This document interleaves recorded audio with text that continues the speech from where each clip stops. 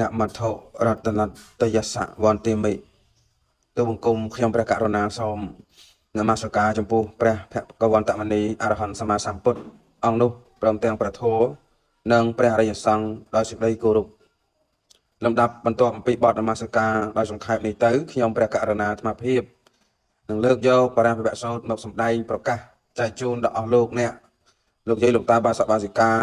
ចាស់ប្រតិចាពុទ្ធបរិស័ទទាំងអស់ដែលបានអញ្ជើញមកជួបជុំក្នុងទីនេះដើម្បីជាគ្រឿងភ្ញាក់កំណើតកើតគំនិតនិងជាគ្រឿងប្រដាប់សតិបញ្ញាស្មារតីដោយសង្ខិតនៃសង្ខេបខ្លីដោយនៅសេចក្តីតទៅនេះមុននឹងសម្ដែងនៅបុព្វហេតុនៃបរិបវសូត្រសូមបានជាទីសម្ដាប់ខាងដើមសិនឧបតហេតុនៃបរិបវសូត្រនេះមានសេចក្តីដំណើរថាការដែលព្រះសម្មាសម្ពុទ្ធបរមគ្រូព្រះអង្គបានត្រាស់ដឹងនៅនត្រសម្មាសម្ពុទ្ធញ្ញាណឡើងក្នុងលោកព្រះអង្គទ្រង់សម្ដែងនៅមង្គល38ប្រការមានបទថាអសេវនាចពាលេនាងប៉ុណ្ណេះជាដើមសម័យមួយប្រដមានប្រភេទទ្រង់គង់នៅក្នុងវត្តចេតពុនជាអារាមរបស់នារបណ្ឌិកសិទ្ធិទីក្រុងសាវត្ថីលំដាប់នោះឯងមានទេវតាមួយអង្គការដែរវេលារាត្រីបឋមយាមកន្លងទៅហើយមានរស្មីដ៏ល្អញ៉ាំងវត្តចេតពុនជំវិញទាំងអស់ឲ្យព្រឺស្វាងហើយប្រដមានប្រភេទទ្រង់គង់នៅក្នុងទីណាក៏ចូលទៅក្នុងទីនោះលោកចូលទៅដល់ហើយទើបថ្វាយបង្គំចំពោះប្រដមានប្រភេទសម្ដែងនៅមង្គលនោះសូមបញ្ជាក់ថាទេវតាទៅសួរនៅមង្គលគឺសួរតែម្ដងព្រះអង្គសម្ដែងនៅមង្គល10គាថាដែលមាន38មង្គលរហូតដល់ចប់ទាំងអស់ទេវកាលកាលបានស្ដាប់នៅមង្គលចប់សពគ្រប់ហើយក៏ធ្វើនិវត្តនាការត្រឡប់ទៅកាន់ឋានត្រៃត្រឹងវិញពេលនោះព្រះអង្គទ្រង់សួរថាមនាទេវតាអ្នកទូសួរនៅមង្គលគឺសេចក្តីចម្រើនចោះសេចក្តីវិន័យអ្នកបានទូសួរដែរឬទេទេវតាឆ្លើយថាអត់បានទូសួរទេអាស្រ័យហេតុនេះទេវតាក៏ត្រឡប់មកទូសួរនៅសេចក្តីវិន័យចំពោះព្រះអង្គក៏ទ្រង់សម្ដែងនៅអរាភវសូត្រដែលសូត្រនិយាយអំពីសេចក្តីវិន័យបញ្ជាក់យ៉ាងច្បាស់ថាក្នុងបរិវសូត្រនឹងមាន12គាថាទេវតាទូសួរម្ដងព្រះអង្គសម្ដែងម្ដងជាលំដាប់ហោហែរហូតគ្រប់ទាំង12គាថាគឺមានន័យប្លែកអំពីការសម្ដែងនៅមង្គលទេវតាទូសួរតែម្ដងព្រះអង្គសម្ដែងចប់នៅមង្គលទាំង38ប្រការតែម្ដងលំដាប់នេះទៅគឺជាសំណួរដែលទេវតាទូសួរចំពោះព្រះដែលមានប្រភេទបរាភវន្តាំងពុរិសੰបយ៉ាងបច្ឆាមកូតមੰភវន្តាំងពុទ្ធមេកម្មៈកឹងបរាភវតមុខੰយើងខ្ញុំទាំងឡាយមកសូមទូសួរនៅហេតុដែលគូចម្រើនវិន័យប្រុសស្រីក្នុងលោកសន្និវាសដែលនឹងវិន័យស័ព្ទសូនចគុណចំពោះព្រះគោតមព្រះអង្គមានបុណ្យមេត្តានិមន្តសម្ដែងឲ្យទានធម្មជាតិដូចម្ដេចដែលជាប្រធាននាំសត្វឲ្យវាសេចក្តីវិន័យព្រះសម្មាសម្ពុទ្ធទ្រង់ឆ្លើយតបចំពោះទេវតាថាសុវិជាណោភវង្ហោតេសុវិជាណោបរាភវោធម្មកាមភវង្ហោតេធម្មទេសីបរាភវោអ្នកដែលចម្រើនតថាគតស្គាល់ងាយអ្នកដែលអន្តរាយតថាគតស្គាល់ពិតអ្នកប្រាថ្នាធម៌ល្អិតល្អក្នុងចិត្តហើយខំប្រព្រឹត្តនឹងបានចម្រើនអ្នកដែលទ្រុសធម៌ស្អប់ធម៌អត់កើតចម្រើនវិន័យទៅមុខអញ្ចឹងក្នុងបរិបទសូត្រនេះនឹងលើកគាថាទី1គឺបទគាថាថាសុវិជាណោភវង្ហោតេមានន័យថាអ្នកមានសេចក្តីចម្រើនតថាគតស្គាល់ងាយដឹងងាយអញ្ចឹងលើកពាក្យថាចម្រើនប្រមាត់ចម្រើននេះក្នុងន័យសំដៅយកសុចរិតគឺការប្រព្រឹត្តល្អដោយការវិចារចិត្តមានកាយវិសោចយៈវជ័យវិសោចយៈមនោវិសោចយៈស្អាតកាយស្អាតវិចារស្អាតចិត្តស្អាតកាយស្អាតបានដល់3យ៉ាងកាយនោះគឺមិនសម្លាប់សត្វកាយមិនលួចទ្រព្យគេហ្នឹងកាយមិនប្រព្រឹត្តកន្លងប្រពៃណីកូនប្រពន្ធរបស់គេស្អាតវិចារហ្នឹងគឺទី1មិននិយាយកុហកទី2មិននិយាយចាក់ដោតគេទី3មិននិយាយញុះញង់គេទី4មិននិយាយពីអត់ប្រយោជន៍ស្អាតចិត្តបានដល់ការមិនសម្លឹងរំពៃចង់បានទ្រព្យអ្នកដតីឲ្យបានមកជារបស់ខ្លួនមិនចង់គំនុំជុំគុំជាបាត់អ្នកដតីមានគំនិតយល់ត្រូវតាមកន្លងធម៌ស្អាតទាំង3នេះហៅថាកាយសុចរិតគឺប្រព្រឹត្តល្អដោយកាយវជ័យសុចរិតល្អដោយវិចារមនោសុចរិតល្អដោយចិត្តសុចរិត3យ៉ាងនេះបើបុគ្គលណាបានប្រព្រឹត្តល្អហើយរមែងបាននូវសេចក្តីសុខចម្រើនអញ្ចឹងយើងពីចម្រើនមិនណាចំពោះខ្លួនឯងផងចំពោះអ្នកដតីផងហើយរមែងបាននូវសេចក្តីសុខនៅក្នុងលោកនេះនិងសេចក្តីសុខនៅលោកខាងមុខដោយពិតផ្ទុយទៅវិញបើនរណាមិនបានប្រព្រឹត្តល្អនៅសុចរិតទាំង3នេះទេរមែងជួបប្រទះនៅសេចក្តីមិនជួបប្រទះនៅសេចក្តីសុខចម្រើនទេម្យ៉ាងទៀតបើនរណាប្រព្រឹត្តមើងងាយកាត់ទៀនចំពោះអ្នកប្រព្រឹត្តសុចរិតលោកទុកដូចជាអ្នកនោះមើងងាយដល់ទេវតាដូចជារឿងកេសវច្ចៈតបោះដែលកាលនោះព្រះអង្គនៅសោយវិជាតិជាកូនប្រហិតរបស់ស្ដេចនៅទឹកដីក្រុងពិមរិស័យមាននាមថាជូលទេបាលក្នុងការជាខាងក្រោយមកកុមារនោះបានសម្ដែងសិលសាស្ត្រធ្នូថ្វាយព្រះរាជាក៏បែរជាមានប្រនាមថាសារៈភង្គៈវិញថ្ងៃមួយសារៈភង្គៈបានមិនបានប្រាប់បុគ្គលណាសោះបានចូលទៅក្នុងព្រៃខ្វិតបួសជាឥសីតែម្នាក់ឯងអាស្រ័យនៅក្នុងអាស្រម đại sạc cát tiệp riết trái tiệp đá và tiên ỏi phải đúng chừng ngày sam sập vô trong pi thì trong pi là sấy phải năng chân này tăng cô thi vào đi là công ty nó ban làm pi tiếng ấy còn nhang chia này cả lại ngày mới phải chia chỉ tràn on miền phải chia trong pi là sấy năng nẹt trong nấu chỉ đám nông bên châu tới bu nông trong sầm nạ sara hàng kẹt tập bỏ trong ít pi pi nhặt sầm ai sara hàng kẹt tập bỏ nấu miền sạch bông mới rút chung tha cái sạc và chặt chỉ nẹt pin chất được nông tỷ ngạt bàn cái tranh pi ở tia sầm nấu từ nơi cái nông ocean ở bắc Paris chia trong phần niêm thật toàn là cây nên là cô công phép vật tay đời sẽ nào vào đây mình nhé chỉ nhé từ lúc rồng cả lúc ba toàn được cái trong mình sắp hạ tay nâng sợi tay cà mi mình nè ban bằng quap ai đoạn tay độ thần năng trà sát bây sợi tay nục chảnh tăng bị ngay nung mốc sợi tay nút chạy tận đa sủng phúc là bây giờ ban bon xạ tận nặng mà vinh rồi mày mỗi ban châu tập nông ở xuyên chụp nâng cây xạ và chặt tập bóc tiêu cật thả anh khơi tập bòn đến trường này nè còn đó tập mót trao trừ tuôn chặt tập lục mốc từ lớp ra cái tập bóc tập bòn nút ở chiếc chỉnh tệ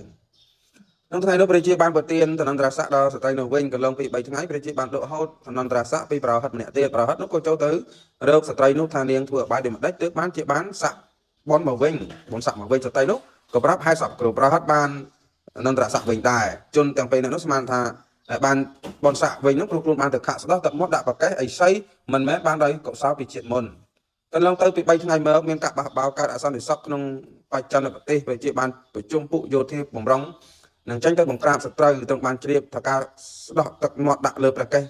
cái sạc bay chặt tập bóng miền chụp chơi lõ còn non top cho từ nông ocean khác sập tập mót đạo và cái lúc được nè còn lại còn hạn tập mót vào lại chụp cột lịch sợi đã tập bóc trong này khang sân nào vào đây chỉ ốp và than tập bóc đang hại nó hỏi cô mà nên tới ocean đông tất đo liên chúng đen mình tơ cầm ha nâng tập mót sát bạn hỏi còn lon mót tham đông từng on đi mình cô thừa dạng này sao từ dù tập bóc than lượng mà chắc khang thực tế mà tập tập bóc thà mà on chất khang bản tích bản tôi to để sắp xếp còn tay tiếp đá cái khang kháng này nếu đồng ngày tiệt tê là có phải bật tay đấy nâng về đến sạp số ở xa sân nào vào đây ba đêm trong cứ promote tạo sản phẩm tranh pi cho câu nụ tay ai sẽ đặt phèn kẹt tập bóc bàn ra tập bóc pi lúc mọi người muốn cây sạ và chặt tập bóc tới sản bình đây chia đại lược toa bằng tra và cho nó cream có biên chơi chụp nhạc đây bấm non luôn từ lọt trong cầu vĩnh tiểu đa có bằng all cream cảm lên liền mi prạ liền cao bằng pi và cao lẹ cho màu câu pi pin là câu tiếng mù đây chia trong tiếng chôn nẹt và bắt cho ra tiếng của mán miền dịch đây tay ó này bạn dây kia ta dương tăng bị khát đó đặt vào cây để xoay lúc màu chơi tại miền trượt chơi trọt chuyển này trong bên nông miền bằng nẹt mù riềm nơi trong bên là xoáy cho nên trăm biệt đạp bạch đá ban thôi chồng nuôi được nó cỡ còn thả vào tay nó chồng nuôi bằng 4 năm một hỏi tiếp đá ban tiếp tham vào nó cho nên trăm biệt đạp bạch đá còn nón trên pin là câu đầu tờ ai phụ mà nó đây mình tung đo biệt đạp bạch đá là sao để sang tiền lái thì vào đá có bằng đau ấy ở trên phát ở từ lúc đó nó sắp tại miền lương ở vượt lương đồng thô con còn kẹt nè màu hai miền lương đầy sạch lại cho màu miền cầm pu hóc sập hạt sầm lấp mà nó tôi chỉ đất nâng bằng bạc vì miền và sao tia sầm bay thưa anh câu công phạm vào tay nó ở vì nét sạp son ở tây nên giờ pi nè bật ở cọ đây cài trả chất miền tôi chụp pu lục tập bao đây và công cọ để bàn thô nên giờ pi anh sang nè bật sao chỉ đất ban này sang làm giang tây môi khuôn ai mình tết đi khuôn ai tết đi khuôn ai mình bàn ta pe năng nè ô pa bật tệ mình đây thà mơ một khuôn ai nó body shot bị chả nào tới khơi thà khuôn ai mình miền tô tê TP anu wajak banyu pasang santai này phải mình xã thì bây giờ nhà nào cả tự sát tôi áp cái gì tây miền cái sắp bình tứ chọc sai chỉnh tây thì bố là sang một họ cả lăng cào tây bây giờ slap mình vùng về và đây cái giác PT Brahmana sẽ tăng lục ăn của bapa tây lúc bay lên liền cài được can sọc tây tây bờ lúc cứ than số miền cha tao mà gì cá tao tăng xa gì miền tao sẽ tao miền tây bại nó miền tao sọc tây chỉ đam chọc tây bớt từ sợ vị trí nó phải bằng sợ vị trí nó phải vỡ nên sẽ đây thà ông lục đăng bây giờ đây vì nếp bất năng ông lục đăng một câu là thôi bạn ở sao chụp tục lục mạng dạng này cứ ông lục đăng để ông biên lời sắp theo như tự nhiên chia sẻ nạ sẽ đây vì nếp bên pram giang vì nếp thì mua để rô cả rô cặp chia sẻ nạ vì nếp tây petro rô phô cặp chia sẻ nạ vì nếp bay nhiệt tập chia sẻ nạ vì nếp nhiệt sai lặp chia sẻ nạ vì nếp sáu tập thể chia sẻ nạ vì nếp tập thể vì nếp trong tên nếp ban đo mà nấu tiền lái trong lúc sau này vì nếp chỉ nếp bật nơi ẩm phước tôi chỉ đặt bữa cọ miền ở đây cái trả chết làm sao đôi trọc kết và trong nông cam này dây gõ họ này dây chặt đó này dây nhung nhóc này dây biết ăn bây giờ nè hai đợt bây giờ tọt chất quay trong bàn tọt này tới cần chị bạn tới khó chặt lòng thua mình còn vì anh chị ba bữa cọ thì bữa tôi chỉ đất trong bữa đây nhập lại từng lái miền bữa kia thì vẫn rất đám trong mấy cái điện អានៃកបកាអ្នកប្រព្រឹត្តអំពើទុច្ចរិតរមែងទទួលនៅសេចក្តីទុក្ខលំបាកបុគ្គលឯងផងអាចញ៉ាំងអ្នកដទៃឲ្យដល់នៅសេចក្តីទុក្ខលំបាកផងមួយទៀតរមែងទទួលនៅសេចក្តីទុក្ខក្នុងលោកនេះនិងលោកខាងមុខទោះបីមិនធ្លាក់នរកក៏គង់កើតជាប្រែតជាមិនខានព្រោះតែអំពើទុច្ចរិតសំដូចជានិទានអំពីសក្រៈប្រែតដែលមាននៅក្នុងសតនបិដកខតកនិកាយបេតវត្ថុទំព័រទី2មានសេចក្តីដំណើរអំពីព្រះធរៈនាមថានិរតៈបានឃើញប្រែតហើយសួរថាកាយទាំងឡាយរបស់អ្នកមានសម្បត្តិដូចជាមាសមានរស្មីភ្លឺស្វាងសពទិសតើមករបស់អ្នកដូចជាជ្រូកតើអំពីភពមនុស្សអ្នកបានធ្វើអំពើដូចម្ដេចហើយក៏បានឆ្លើយថាបបិទ្ធព្រះនិរតៈខ្ញុំជាមនុស្សមានការសង្រួមកាយតែមិនសង្រួមវាចាព្រោះហើយនោះបានជាខ្ញុំមានសម្បល់បែបនេះដោយលោកម្ចាស់បានឃើញស្រាប់ហើយបបិទ្ធព្រះនិរតៈខ្ញុំសូមទូរឿងនេះដល់លោកម្ចាស់រឿងនេះលោកម្ចាស់បានឃើញដោយខ្លួនឯងស្រាប់ហើយលោកកុំធ្វើអំពើបាបដោយមាត់កុំមានមាត់ដូចជាជ្រូកឡើយហ្នឹងអញ្ចឹងរឿងប្រែតមាត់ជ្រូកហើយរឿងទៀតរឿងពុតិមុខប្រែតនឹងមួយមកបញ្ជាក់ទៀតហ្នឹងហើយនិរតៈថៃបានឃើញប្រែតហើយសួរថាអ្នកត្រង់នៅវណ្ណធាតុគឺរាងកាយរបស់អ្នកនឹងជាកាយដែលមានពណ៌សម្បុរស្អាតប៉ុន្តែហេតុអីក៏មាត់របស់អ្នកមានក្លិនស្អុយតើអំពើភពមុខដែលអ្នកបានធ្វើអំពើនោះដូចម្ដេចតែក៏ឆ្លើយថាខ្ញុំជាសមណៈអ្នកបួសមានវិចារអាក្រក់បបិទ្ធតបធម៌មិនសង្រួមមាត់ហើយវណ្ណធាតុរបស់ខ្ញុំបានឲ្យតបធម៌មករបស់ខ្ញុំមានក្លិនស្អុយព្រោះតែពោលនៅពាក្យញុះញង់បបិទ្ធព្រះនិរតៈអំពើនោះបានឃើញខ្លួនឯងស្រាប់ហើយអ្នកឆ្លៀសទាំងឡាយជាអ្នកអនុគ្រោះក៏បីពោថាអ្នកកំពោពាក្យញុះញង់កំពោពាក្យកុហកទើបអ្នកពិតជាបានជាទេបុត្រមានតាមសេចក្តីប្រាថ្នាបានអ្នកបបិទ្ធអំពើទុច្ចរិតមានទោស5យ៉ាងទី1អត្តាបេអត្តានឧបវតេខ្លួនឯងទៅដៀខ្លួនឯងបានទី2អនុវច្ចៈវញ្ញុករហន្តិអ្នកប្រាជ្ញទាំងឡាយអ្នកប្រាជ្ញតែតែថ្មេះតែដេបាបកោកតសតុអពុកច្ចតិមានកតយុកេឈ្មោះនឹងមិនល្អផ្សាយទៅគ្រប់ទិសទី4អសមលហោកាលង្ករតេទៀតស្លាករមែងវិញស្មារតីទី5កាយស្ភេទី5មណាអបាយ៉ាងទុកតេវិនិបាតាំងនិរយ៉ាងអបបច្ចតេលោកទម្លាយកាយទៅកាលណាហើយនឹងទៅកាន់អបាយទុកតេវិនិបាតនរុព្រោះមានអារម្មណ៍គឺអំពើអាក្រក់ដែលខ្លួនធ្វើទុកអំពីខាងដើមមកនិមិត្តឲ្យឃើញទៀតនឹងស្លាប់ទីស្លាប់នោះនឹងនៅចាំពីខាងមុខអញ្ចឹងក្នុងបរាវៈសូត្រនេះបានលើកចំណុចពីរហើយគឺសវិជ្ជានុបវាងហតិអ្នកមានសេចក្តីចម្រើនព្រះអង្គទ្រង់ដឹងសវិជ្ជានុបរាពវោអ្នកមានសេចក្តីវិនិច្ឆ័យព្រះអង្គក៏ដឹងឥឡូវដល់ធម្មៈកាមៈបវាងហតិអ្នកស្រឡាញ់ធម៌រមែងមានសេចក្តីចម្រើនដែរពាក្យទៅធម្មៈមកពីតរៈធាតុនិងរមៈវិច័យលោករៈទីបំផុតធាតុចេញទុកតែធ្លាក់ហើយលោករបស់រមៈទុកតែមមៈសម័យរូបជាធម្មៈបទវិកហថាធារេតៃតេធម្មោសភាវោសភាវៈណាត្រូវត្រង់នឹងគឺសត្វតេធារេតៃតេធម្មោសភាវោត្រូវត្រង់នៅសត្វហ្នឹងដូចជាធម្មជាតិនឹងមកពីតរៈដែរត្រូវត្រង់សត្វលោកនៅលើផែនដីនេះហ្នឹងតរៈធាតុហ្នឹងក៏តរៈហ្នឹងក៏ត្រូវត្រង់ដូចថារូបរាងកាយយើងហ្នឹងវាមានធាតុមួយគឺត្រូវត្រង់ហ្នឹងគឺអដ្ឋិធាតុត្រូវត្រង់រាងកាយហ្នឹងឆ្អឹងមកតួខ្លួនហ្នឹងណាឆ្អឹងដៃឆ្អឹងជើងឆ្អឹងមកសពវិញរូបរាងកាយហ្នឹងត្រូវត្រង់សាច់ឈាមស្បែកសាច់សរសៃហ្នឹងគឺតរៈធាតុហ្នឹងហើយនឹងធោសម្ដៅជាសេចក្តីពិតមែនសភាវៈដែលពិតល្អហៅថាធោសភាវៈត្រូវត្រង់នៅសត្វទូទៅអញ្ចឹងធម្មជាតិហ្នឹងវាត្រូវត្រង់នៅសត្វឲ្យមានការរស់បានដោយស្រ័យខ្យល់ស្រ័យកម្ដៅស្រ័យទឹកស្រ័យដីអញ្ចឹងទៅធម៌សត្វនេះមានន័យដែលត្រូវប្រើបានច្រើនយ៉ាងណាហ្នឹងហើយធម៌ប្រើតែសភាវៈគឺសេចក្តីពិតឬចិត្តឬចិត្តសឹកខាងកុសលនិងអកុសលនិងជាកតៈដោយបទបាលីថាកុសលធម្មអកុសលធម្មជាកតៈធម្មទី2ធម៌ប្រើថាប្រាជ្ញាដោយបទបាលីថាសច្ចធម្មោធិតិចាគូសច្ចធម្មធិតិចាគៈជាគរិវិសធម៌ពាក្យធម៌ក្នុងទីនេះឈ្មោះថានៃប្រាជ្ញាទី3ធម្មប្រែថាបុណ្យធម្មោអវេរកតិធម្មចារីបុណ្យនឹងឯងតែនៅសារបុគ្គលអ្នកប្រព្រឹត្តនៅធម៌ទី4ធម្មប្រែថាបញ្ញត្តិឬលំនាំភាសាគឺច្បាប់ដែលគេតាំងទុកនឹងលំនាំសម្លេងដោយបទបាលីថាបញ្ញត្តិធម្មោនិរន្តតិធម្មោធម៌គឺបញ្ញត្តិធម៌គឺលំនាំភាសាទី5ធម៌ប្រែថាអបត្តិដោយបទបាលីថាបរាជិកោធម្មៈអបត្តិទាំងឡាយឈ្មោះថាបរាជិកសង្ឃាទិសោទីសេសាធម្មៈអបត្តិទាំងឡាយឈ្មោះថាសង្ឃាទិសេសទី6ធម្មៈប្រែថាបរិយ័តគឺការសិក្សាដូចជាបទបាលីថាអិដ្ឋភិក្ខវេធម្មំបរិយាបណាតិសតੰកៃយ៉ាងវេយាករណੰគាថាឧទានអតិវតកੰអភូតធម្មំវេតលੰពីក្នុងសាសនានេះរៀនសូត្របរិយ័តនោះគឺមានសតកៃយវេយាករណវេយកហ្នឹងគាថាឧទានអតិវតកៈចេតកៈអភូតធម្មំវេតលៈច្រើនអញ្ចឹងទៅវាមានទៅទៀតនឹងប៉ុណ្ណាលើកធម្មវេតលៈប៉ុណ្ណឹងទី7ធម្មៈប្រែថាសម្ដែងដោយថាធម្មោធម្មំវោភិក្ខវេទេសេសាមិមនីភិក្ខុទាំងឡាយដែលថាគុណសម្ដែងនៅធម៌ដល់អ្នកទាំងឡាយ8ធម្មៈប្រែថា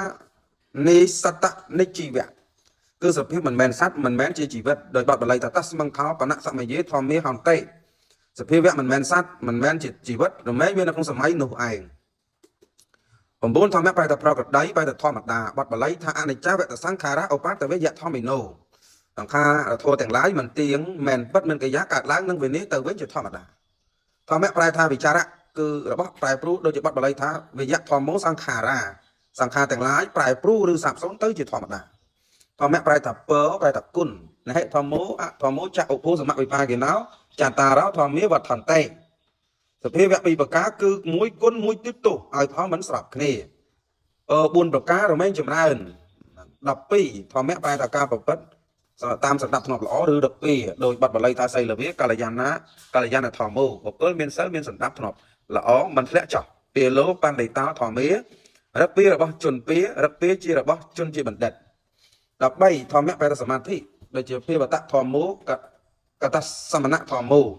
មានសមាធិចម្រើនហើយមានសមាធិបរិកម្មស្រេចហើយធម្មៈប្រែថាបច្ចុប្បន្នធម្មតិតតាធម្មនិយមតាស្ថិតនៅឬកំណត់នៅក្នុងបច្ចុប្បន្នតថិធម្មិកោអត្ថោប្រយោជន៍បច្ចុប្បន្ន15ធម្មៈប្រែថាហេតុប្រែថាឬប្របីនៃដែលជាធម្មបរិសម្ពិតិធម្មញ្ញតាបែកនៃប្រាជ្ញាក្នុងហេតុដឹងច្បាស់នៅហេតុអេសធម្មោសនន្តណោប្រវេណីនេះជារបស់មានយូរមកហើយក្នុងកាលមុន16ធម្មៈប្រែថាសាសនាប្រែថាសេចក្តីពិតស្វាខតធម្មោសាសនាតថាគតសម្ដែងទុកល្អហើយអតិកល្យាណោធម្មោមានសាសនាមានលំអបត់ដើមឬពីរូបបត់ដើមញយៈធម្មោញាតធម្មោសេចក្តីពិតដែលតថាគតដឹងហើយធម្មមាននៅធម្មបរិបណ្ណាបុគ្គលបដិបត្តិតាមសេចក្តីពិតដល់សំគូដល់សេចក្តីពិត17ធម្មៈប្រែថាពិតបានបរមត្ថសច្ចៈមគ្គនិងផលនិព្វានដោយបាត់បល័យថាតថធម្មោមគ្គធម្មោបានឃើញបរមត្ថសច្ចៈលុបបានលុបបរមត្ថសច្ចៈ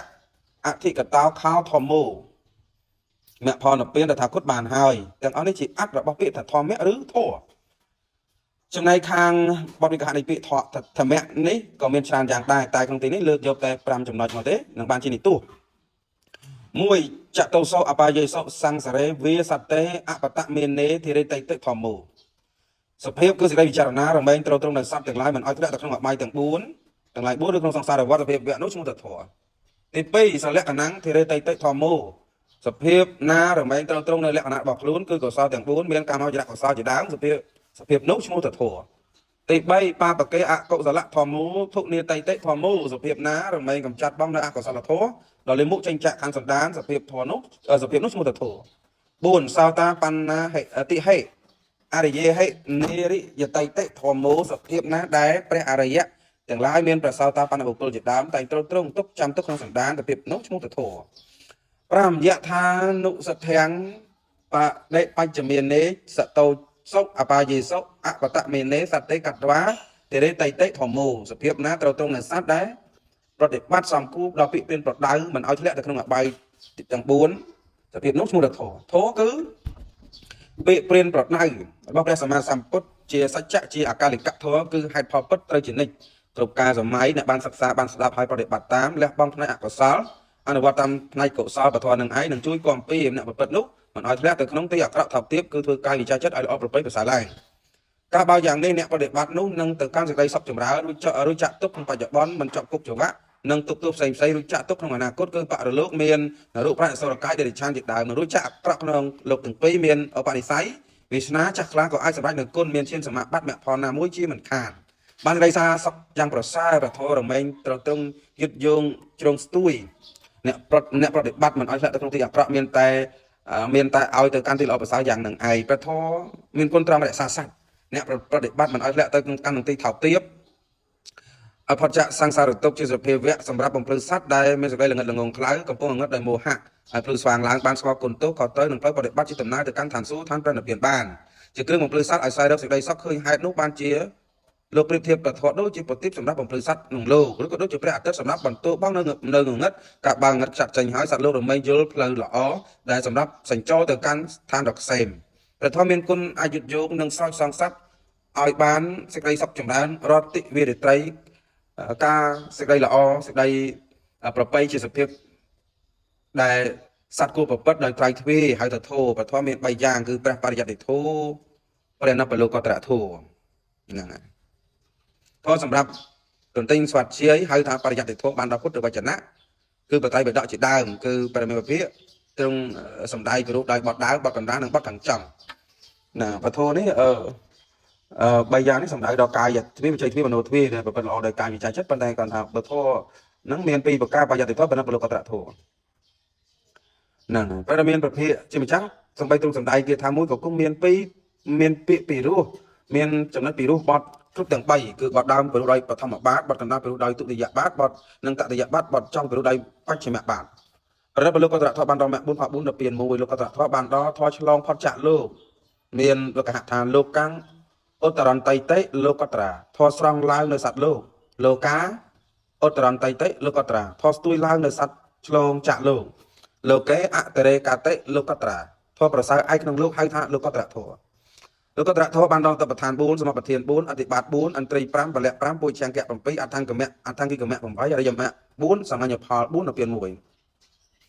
ព្រះសទ្ធម្មជាធម៌ប្រកបដោយអង្គ8ប្រការជាកន្លងដំណើរនៃព្រះអរិយបុគ្គលជាម្ចាស់ជាប្រដត្រង់ក្នុងកិរិយាញ៉ាំងជនដែលប្រាថ្នានៅប្រណិពានចូលកាន់ប្រណិពានបានបធរនេះធ្វើឲ្យតិចរងាប់បងនៅភ្លើងទុកភ្លើងកលេសជាធម៌ដ៏អត់ដំជាគុណយ៉ាងសារអចិញ្ចៈសង្សារទុកបធរបើគោដោយគូផ្នែកកុសលនិងអកុសលចាត់ជាគូមានដែរគឺដូចថាប្រមាទធម៌មានសេចក្តីធ្វើប្រហែសមកដៃអបមាទធម៌សេចក្តីមិនធ្វើប្រហែសអាហ្នឹងគូគ្នាលោកយៈធម៌ធម៌របស់បច្ចុប្បន្នលោកត្រធម៌របស់ព្រះរហន្តគូគ្នាដែរកុសលធម៌ធម៌ជាកុសលអកុសលធម៌ធម៌ជាអកុសលហ្នឹងគូគ្នាកល្យាណធម៌ធម៌ល្អបពធម៌ធម៌អាក្រក់គូគ្នាសង្កតធម៌ធម៌មានបច្ច័យតតែសង្កតធម៌ធម៌មានបច្ច័យតតែរូបធម៌ធម៌សភាវៈមានរូបអរូបធម៌សភាវៈមានរូប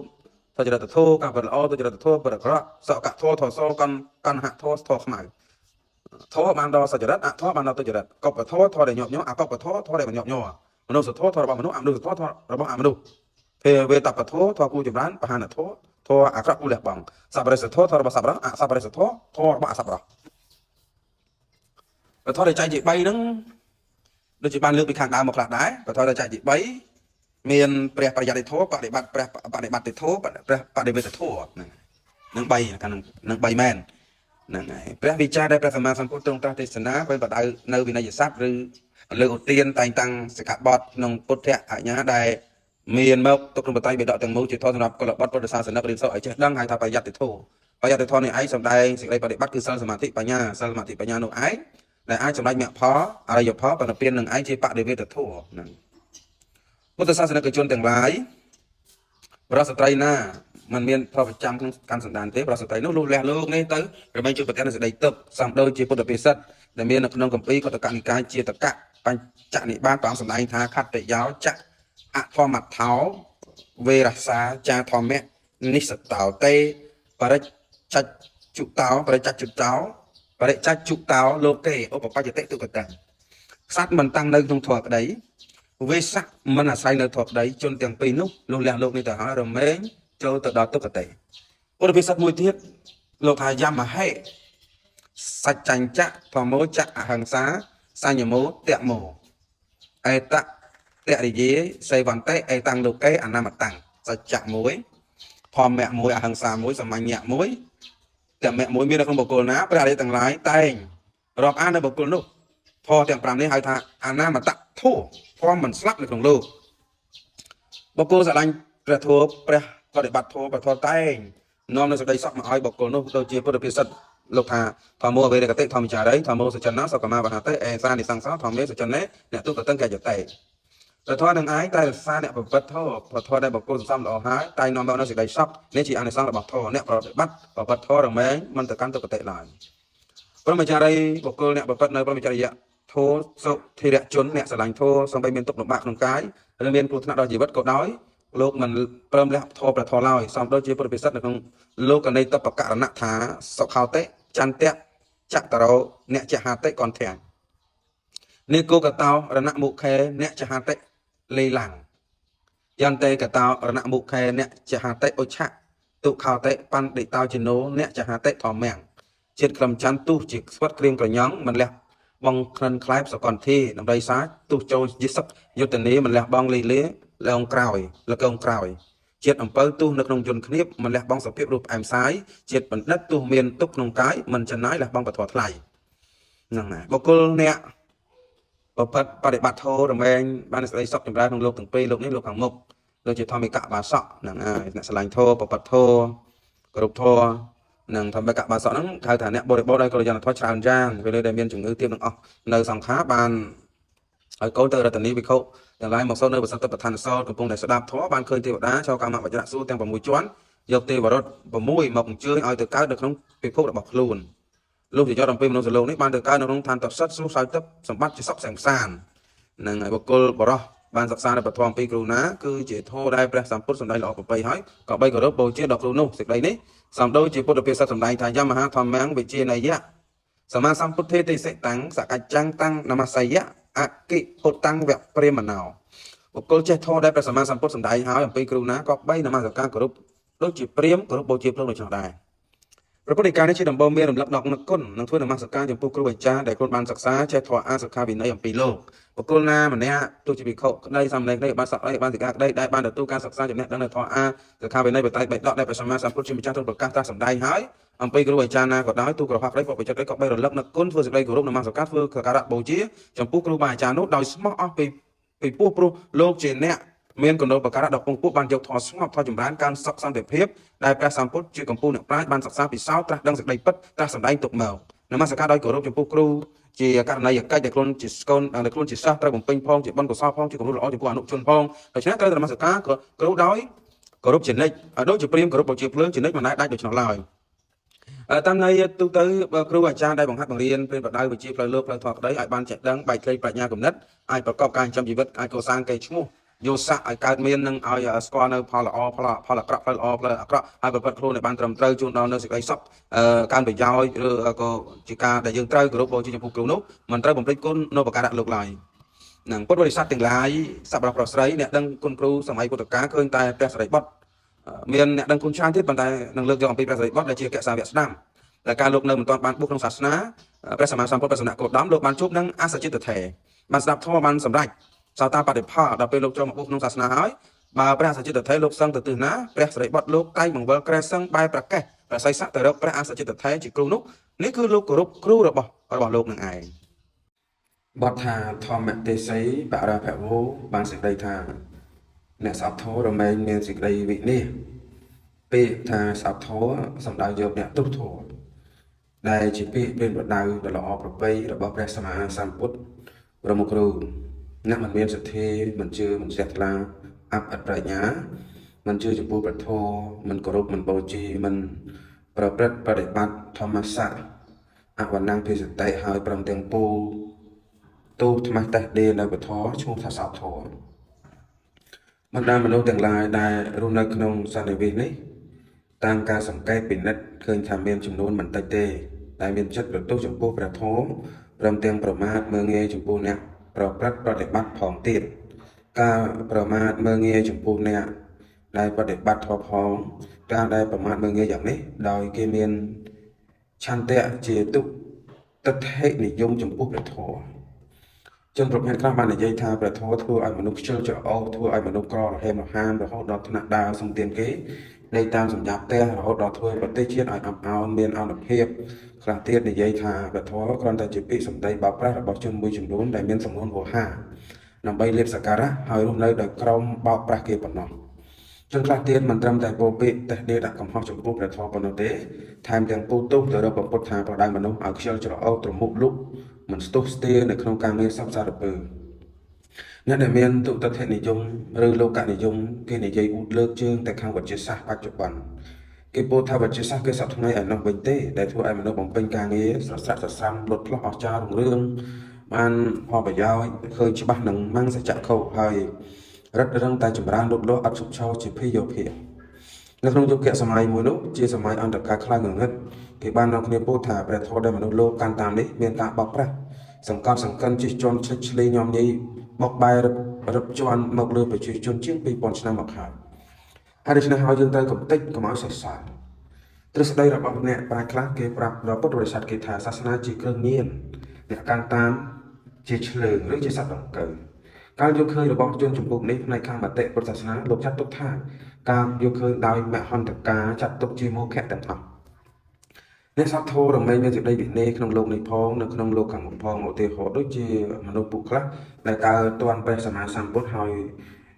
ដែលត្រង់គង់នៅបច្ចុប្បន្នដែលធរមាននៅឡើយតែជាមនុស្សគ្មានឧបនិស្ស័យព្រោះស្អប់ព្រះធម៌នឹងឯងបានជាទៅទទួលទុកលំបាកជាពលិកដូចជាភិក្ខុទេវទត្តក្តីនាងចញ្ចាក្តីនាងកន្តយាក្តីសុទ្ធតែត្រូវទទួលទុកជាទម្ងន់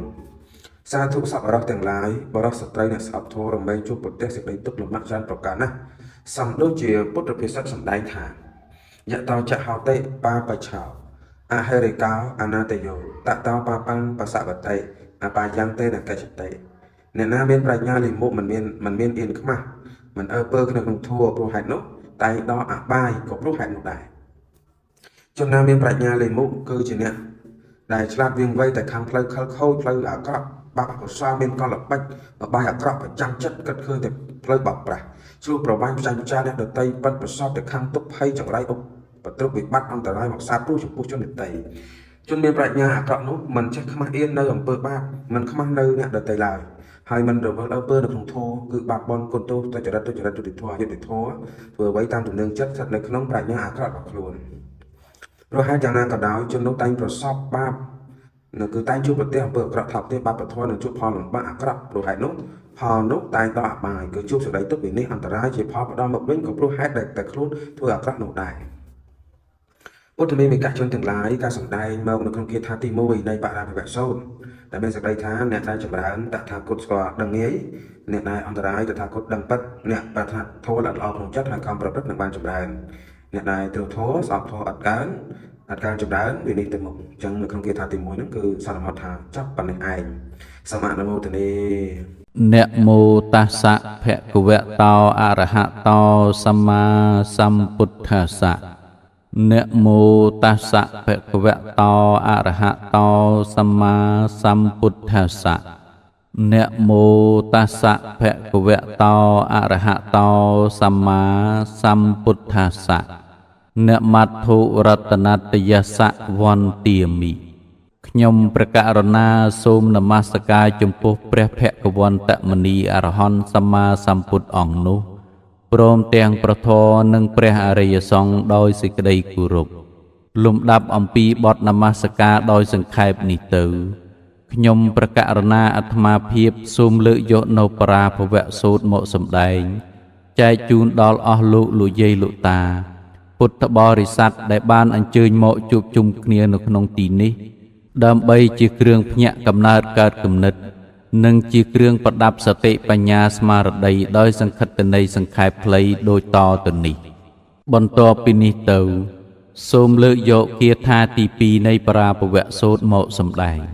ទេវតាទូលសួរតទៅទៀតថាអ៊ីតេហេតាំងវិជ្ជានាមៈបឋមោសោបរាភវោ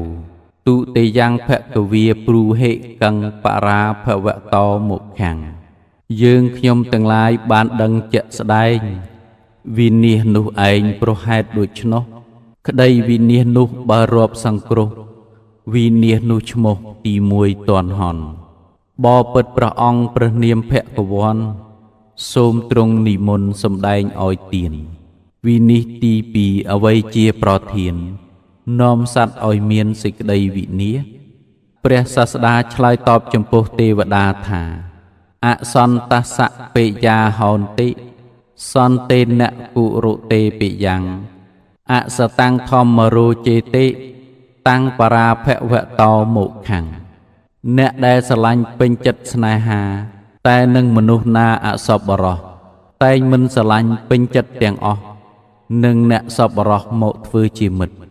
សេចក្តីស្រឡាញ់ពេញចិត្តគំនិតហើយទៅគប់មិត្តអសប្បុរសគប់ចិត្តក្នុងធម៌ឬមួយរបស់ហេតុនោះទាំងអស់នាំឲ្យវិនិច្ឆ័យអធិប្បាយគាថាទី2ពាក្យថាសប្បុរសគឺមនុស្សប្រព្រឹត្តល្អដោយកាយវាចាចិត្តមានអញ្ញាដាក់ចុះហើយចំពោះសត្វទាំងឡាយ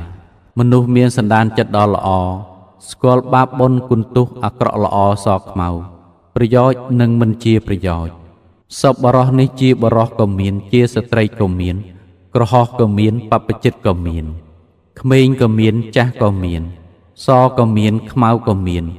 គឺគ្រប់ប្រភេទគ្រប់វ័យទាំងអស់ឲ្យតែមានគុណធម៌ប្រចាំនៅក្នុងខន្ធសន្តានឈ្មោះថាសប្បុរសទាំងអស់ម្យ៉ាងទៀតព្រះពុទ្ធទ្រង់សម្ដែងថា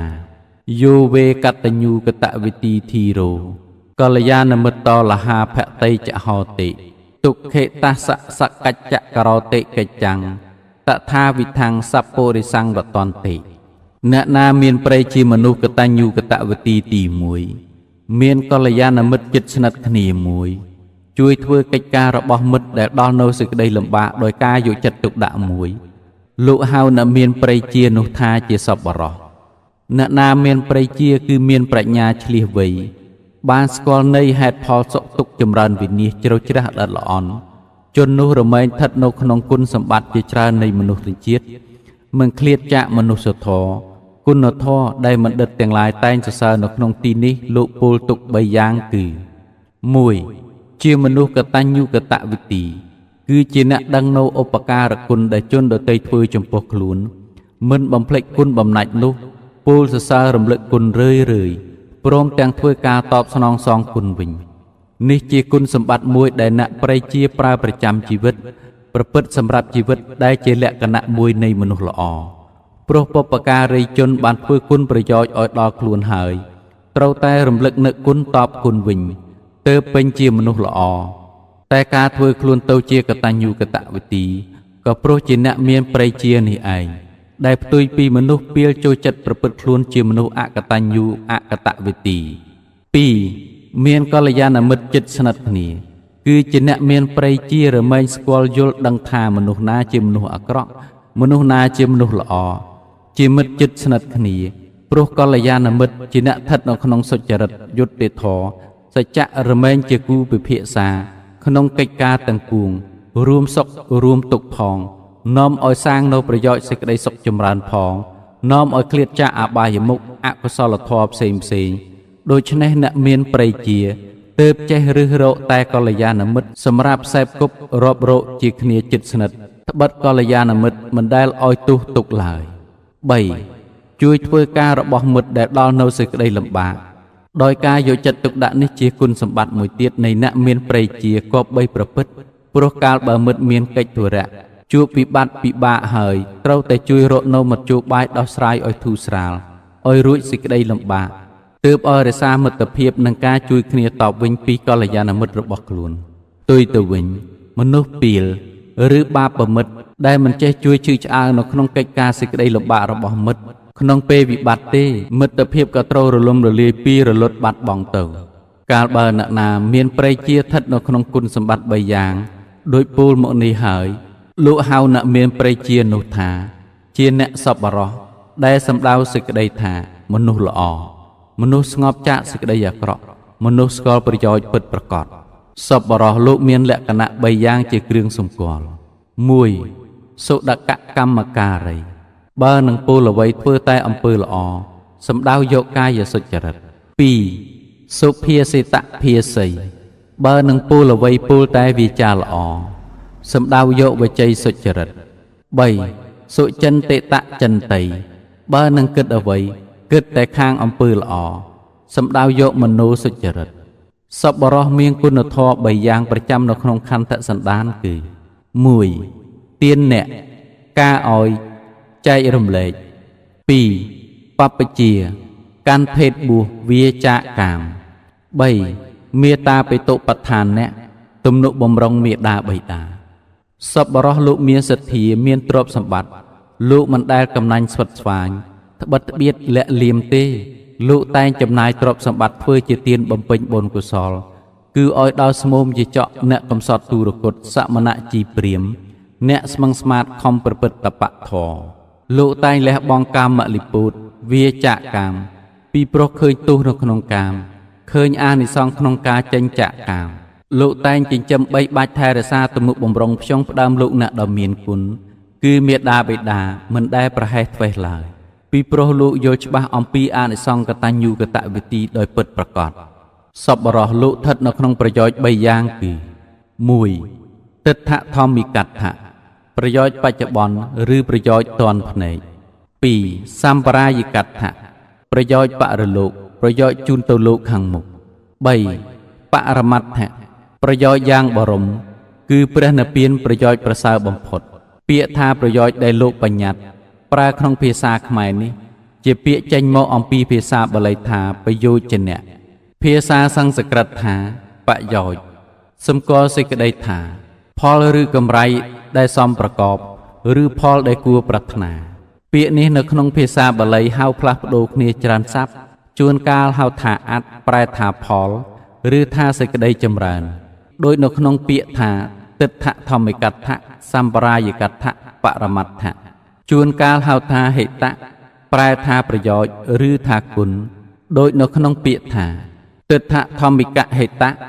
សម្បរាយកហេតៈបរមហេតៈជួនកាលហៅថាសុប្រែថាសុខដោយនៅក្នុងពាក្យថាទិដ្ឋធម្មិកសុខៈសម្បរាយកសុខៈបរមសុខៈរួមសេចក្តីទៅថាផលប្រយោជន៍សេចក្តីសុខសេចក្តីចម្រើនដែលប្រព្រឹត្តទៅនៅក្នុងលោកនេះពាក្យថាអត្ថហេតៈសុខៈទាំងអស់នេះគ្រាន់តែផ្សេងគ្នាដោយតួអក្សរតែសម្គាល់សេចក្តីជាមួយគ្នាសំដៅត្រង់ផលប្រយោជន៍ដែលឲ្យសេចក្តីសុខកាយសុខចិត្តសមប្រកបដោយសេចក្តីប្រាថ្នាដូចគ្នាទិដ្ឋធម្មិកដ្ឋប្រយោជន៍ទាន់ផ្នែកធម៌ដែលជាហេតុឲ្យសម្រេចប្រយោជន៍ទាន់ផ្នែកមាន4យ៉ាងគឺ 1. ឧទ្ធានសម្បទាការបរិបូរដោយការព្យាយាម 2. អរក្ខសម្បទាការបរិបូរដោយការរក្សា 3. កល្យាណមិត្តាការគប់មិត្តសម្លាញ់ល្អ 4. សមជីវតាការចិញ្ចឹមជីវិតស្មើមុននឹងអធិប្បាយអំពីសម្បទា4យ៉ាងនេះដែលជាហេតុឲ្យកើតផលប្រយោជន៍សេចក្តីសុខសេចក្តីចម្រើនទាន់ភ្នែកគួរពោលអំពីទ្រព្យជាមុនសិនទ្រព្យសម្បត្តិជារបស់ដែលមនុស្សក្នុងលោកទាំងមូលតែងតែចង់បានក្រៃពេកព្រោះជាវត្ថុឲ្យសម្រេចសេចក្តីសុខកាយសេចក្តីសុខចិត្តយ៉ាងច្រើនមនុស្សអ្នកមានទ្រព្យសម្បត្តិស្ដុកស្ដំរមែងមានសេចក្តីរីករាយច្រើនដោយនឹកសង្ឃឹមថាទ្រព្យសម្បត្តិរបស់ខ្លួនមាននឹងចង់បរិភោគចាយវាយកាលណាក៏បានតន់ចិត្តកាលនោះលុះចាយចិញ្ចឹមខ្លួនប្រពន្ធកូននឹងដែលគួរទំនុកបំរុងទៅហើយក៏រមែងបានសេចក្តីសុខកាយសប្បាយចិត្តជាងអ្នកក្រព្រោះហេតុនោះបានជាអ្នកមានទ្រព្យសម្បត្តិនេះជារបស់គឺបុគ្គលក៏បីប្រាថ្នានៅក្នុងខាងដើមកាលបើមានទ្រព្យសម្បត្តិដែលជាប្រយោជន៍បច្ចុប្បន្នបរិបូរណ៍ហើយដោយងាយស្វែងរកប្រយោជន៍ក្នុងបរិលោកនិងប្រយោជន៍នៅក្នុងព្រះនិព្វានតទៅឯទ្រព្យសម្បត្តិរបស់មនុស្សក្នុងលោកមានច្រើនបែបច្រើនយ៉ាងជាអនេកបការមិនងាយនឹងស្គាល់ឈ្មោះសពបានដែលឲ្យសម្រេចសេចក្តីសុខកាយស្រួលចិត្តដល់បុគ្គលជាម្ចាស់ឃើញទាន់ភ្នែកនៅក្នុងលោកនេះនឹងតាមជូនឲ្យបានសេចក្តីសុខកាយស្រួលចិត្តនៅក្នុងភពខាងមុខតទៅទៀតនោះមាន4ចម្ពោះគឺ 1. ថាវរនិធិទ្រព្យកំណប់នៅនឹងកន្លែង 2. ជាងកមនិធិកំណប់ទ្រព្យដើរបាន 3. អង្គសមនិធិកំណប់ទ្រព្យនៅក្នុងខ្លួន 4. អនុគាមិកនិធិកំណប់ជាប់តាមខ្លួនទៅប្រាក់មាសស្រែចំការច្បារដំណាំឬទ្រព្យណានាដែលជាពួកទ្រព្យឥតវិញ្ញាណកម្រើឯងមិនបានហៅថាកំណប់ទ្រព្យនៅនឹងកន្លែង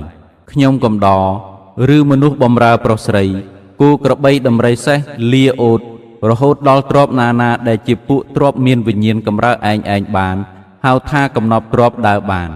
ការងារសិលវិជ្ជាឬចំណេះណានាដែលរៀនចេះចាំចំណាំទុកក្នុងចិត្តហើយជាហេតុឲ្យសម្រេចការចិញ្ចឹមជីវិតបានហៅថាកំណប់ទ្រព្យនៅក្នុងខ្លួនទានសិលភាវនាឬបុណ្យកុសលណានាដែលជាប់តាមឲ្យផលដោយស្រមោលហៅថាកំណប់ទ្រព្យជាប់តាមខ្លួនទៅកំណប់ទ្រព្យទាំង4ចម្ពោះនេះបើបុគ្គលស្វែងរកបានហើយជាផលប្រយោជន៍ឲ្យកើតសេចក្តីសុខនៅក្នុងលោកនេះនិងលោកខាងមុខបានជាលោកឲ្យឈ្មោះថាកំណប់ទ្រព្យ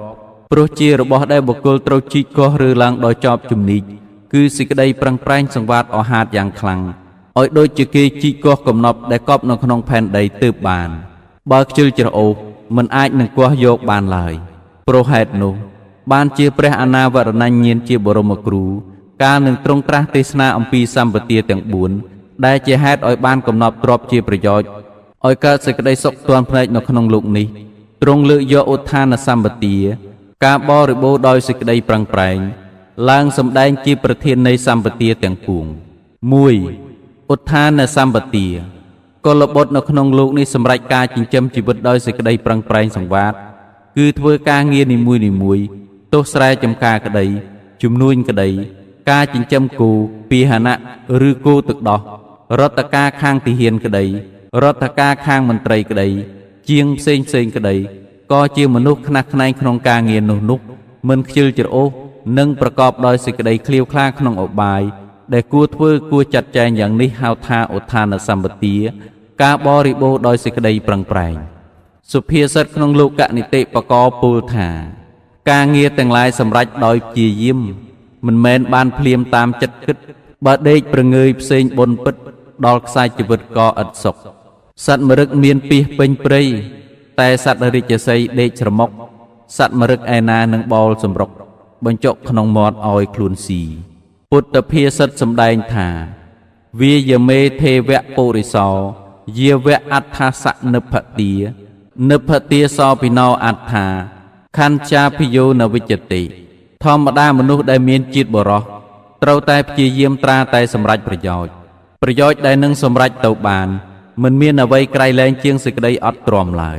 ឯសេចក្តីព្យាយាមក្នុងការស្វែងរកទ្រព្យសម្បត្តិមានច្រើនយ៉ាងមានព្យាយាមធ្វើព្យាយាមសន្សំជាដើម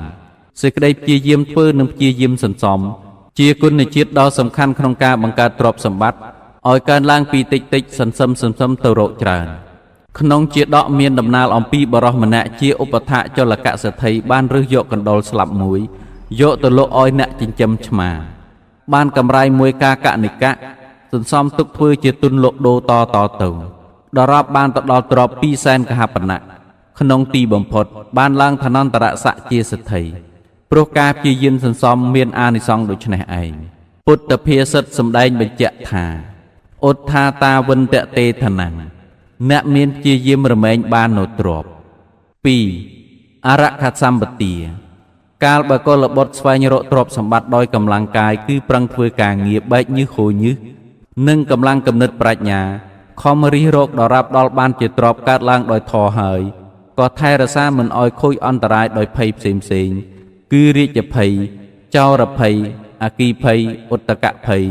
និងអ្នករួមមរតកជាមួយគ្នាដោយបានគិតប្រុងទុកក្នុងចិត្តជានិច្ចថា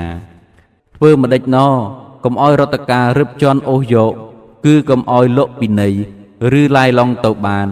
កុំឲ្យចោរលួចប្លន់យកបានកុំឲ្យភ្លើងឆេះបានកុំឲ្យទឹកលិចបានមនុស្សអ្នករួមមរតកជាមួយគ្នាដែលមិនគាប់ចិត្តគ្នាដណ្ដើមយកទៅបានយ៉ាងនេះហៅថាអរកសម្បទាការបរិបូរដោយការថែរក្សាអរកសម្បទានេះមានអានុភាពសំខាន់ខ្លាំងដែលធ្វើឲ្យទ្រព្យសម្បត្តិទាំងពួងគង់នៅអ្នកដែលមានបំណងនឹងថែរក្សាទ្រព្យសម្បត្តិឲ្យឋិតថេរត្រូវដឹងវិធីរក្សាឯវិធីរក្សានោះមាន4យ៉ាងគឺ 1. ចេះស្វែងរករបស់ដែលបាត់ 2. ចេះជួសជុលរបស់ដែលចាស់ក្រំគ្រា 3. បរិភោគល្មមប្រមាណ 4. មិនតាំងស្ត្រីឬបរោះទ្រុសិលជាធំធម្មតាទ្រព្យដែលនឹងគង់វង្សនៅឬនឹងចម្រើនឡើងបានក៏ដោយសារតែម្ចាស់ទ្រព្យចេះថែរក្សាចេះចាយចេះប្រើឯការរក្សានោះក៏បីកំណត់ដោយអាការដូចនេះគឺចេះទុកដាក់ចេះថ្នមចេះជួសជុលថែមពេញចេះស្ដាយចេះធ្វើឲ្យមានផលតទៅនៅក្នុងជាដកមានដំណើររឿងអ្នកកំណាញ់ជ្រុលពេកមានសេដ្ឋីម្នាក់ឈ្មោះអពតកសេដ្ឋីជាសេដ្ឋីឥតកូនមានទ្រព្យច្រើនតែជាមនុស្សកំណាញ់ជ្រុលពេកស៊ូអត់ស៊ូឃ្លាន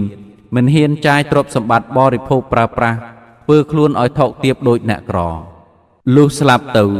សម្បត្តិនោះធ្លាក់ទៅជាពរាជទ្រព្យទាំងអស់ព្រះបាទបសេនទីកោសលស្ដេចយាងទៅគាល់ព្រះបរមសាស្តាទូលរឿងនោះ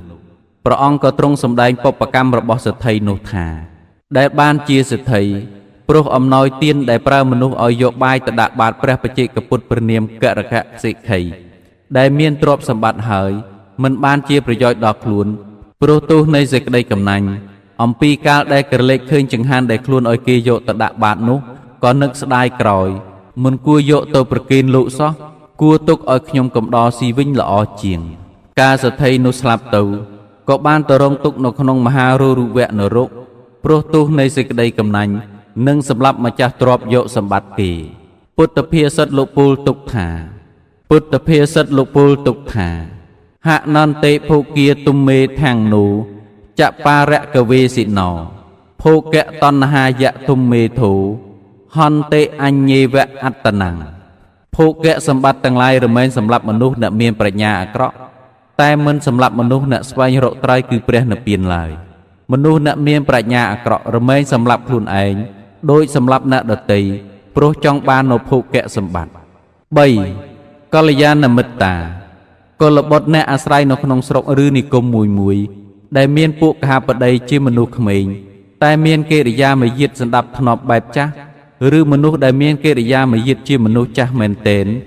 គឺជាមនុស្សបរិបូរណ៍ដោយសទ្ធាសិលចាកៈបញ្ញាក៏បានគប់ប្រសពរាប់រកនិយាយស្ដីចរចាប្រឹក្សាសាកសួរសិក្សាគតិលោកគតិធរចម្លងរបៀបបែបផែនរបស់ជនទាំងអំបាលនោះកាលបើធ្វើដូច្នោះរមែងជាមនុស្សមានសទ្ធាសិលចាកៈបញ្ញាទៅតាមគេយ៉ាងនេះហៅថាកល្យាណមិត្តាភាពជាបុគ្គលមានមិត្តសម្លាញ់ល្អការគប់មិត្តល្អរមែងមានអានិសង្សឲ្យកើតត្រៃភិតសម្បត្តិគឺមនុស្សសម្បត្តិទេវសម្បត្តិនិព្វានសម្បត្តិការគប់មិត្តពីលរមែងមានទោសឲ្យវិនាសទ្រព្យសម្បត្តិទាំងនេះនឹងនាំឲ្យប្រព្រឹត្តអបាយមុខមានលេងស្រីល្បែងស្រាលេងល្បែងភ្នាល់ជាដើមការប្រព្រឹត្តអបាយមុខទាំងនេះទ្រព្យសម្បត្តិណាដែលមិនទាន់កើតក៏មិនអាចកើតឡើងបានដែលកើតឡើងហើយក៏អន្តរាយទៅកុំបាច់និយាយដល់ទ្រព្យសម្បត្តិបន្តិចបន្តួចសូម្បីច្រើនរាប់រយលានក៏សល់នៅមិនបានលោកប្រៀបដូចបឹងណាដែលមានផ្លូវបញ្ចូលទឹកតែមួយមានផ្លូវបង្ហូរទឹកចេញច្រើនបឹងនោះរមែងរីងស្ងួតហួតហែងទៅដោយឆាប់រហ័សររាបដល់អស់រលីងឥតមានសេះសល់ត្រង់បទនេះគួរឃើញដល់មនុស្សចេះចាយមិនចេះរោគសេចក្តីនេះសមដោយសទ្ធិបុត្រពីរនាក់សូមនាំនិទានរឿងមកសម្ដែងដោយតទៅនេះមានសទ្ធិបុត្រម្នាក់បានទទួលទ្រព្យសម្បត្តិជាសម្បត្តិអំពីមាតាបិតាដល់ទៅ80កោដខាងប្រពន្ធក៏ដូចគ្នារួមជាង160កោដតែសទ្ធិបុត្រនោះជាមនុស្សខ្ជះខ្ជាយចាយវាឥតបត់គប់តែនឹងមនុស្សអ្នកលេងសុរាប្រព្រឹត្តអបាយមុខគ្រប់យ៉ាងរកតែស្រីរបាំមកបំរើខ្លួនឲ្យរង្វាន់ម្នាក់ច្រើនដល់ទីបំផុតក៏អស់ទ្រព្យត្រឡប់ជាអ្នកដើរសុំទានគេថ្ងៃមួយព្រះបរមសាស្តាទ្រង់ទតឃើញសទ្ធិបុត្រទាំងពីរអ្នកប្តីប្រពន្ធកំពុងឈរក្បែរទ្វារសាលាចាំទទួលអាហារសំណល់ដែលភិក្ខុសាមណេរឲ្យទានក៏ទ្រង់ត្រាស់នឹងព្រះអានន្ទដោយគាថាអចរិតថ្វាព្រះមច្ចរយ៉ាងអលទ្ធាយោពុនេធនាំងចិនៈកោញ្ចាវៈជាយន្តិខៃណមញ្ឆេវៈបលលេអចរិតថ្វាព្រះមច្ចរយ៉ាងអលទ្ធាយោពុនេធនាំងសេនតិបាបាតិខៃណាវៈពុរាណានិអនុទ្ធុនាំងពួកមនុស្សពីលដែលមិនប្រព្រឹត្តព្រះមច្ចរិយធម៌មិនបានខំរកទ្រព្យនៅក្នុងវេលាខ្លួននៅជាកំឡោះក្រមុំ